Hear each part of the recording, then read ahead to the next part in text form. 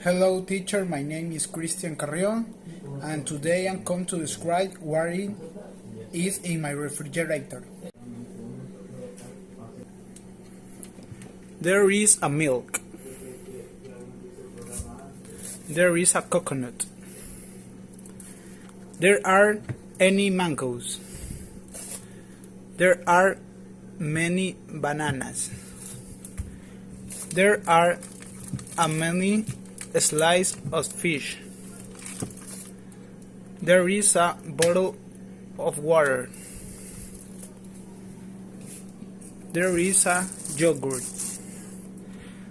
There are any apples. There are many lemons. You can see a lot of food on my refrigerator.